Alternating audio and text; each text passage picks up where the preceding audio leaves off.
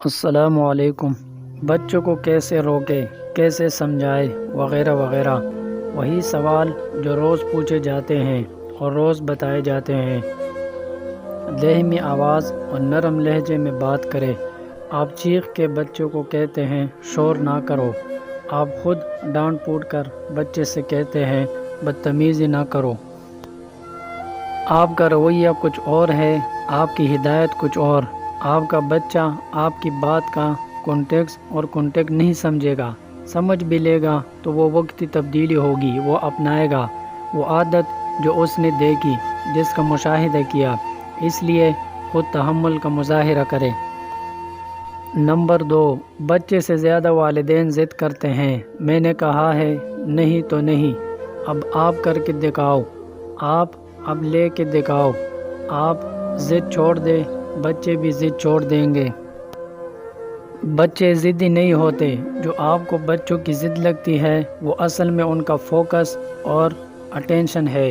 ان کے ذہن میں ہماری طرح ایک وقت میں بہت ساری چیزیں نہیں چل رہی ہوتی، اس لیے ان کی توجہ ہٹانا تھوڑا مشکل ہوتا ہے، مگر ناممکن نہیں۔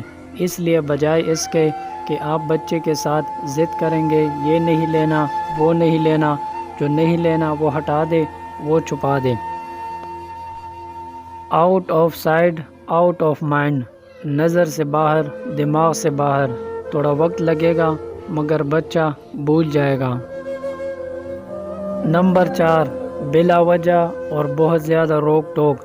بچے کو کسی چیز سے تب تک نہ روکے جب تک شدید نقصان کا خطرہ نہ ہو۔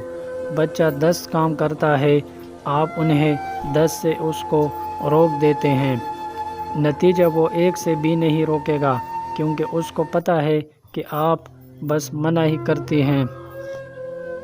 مثبت بولے۔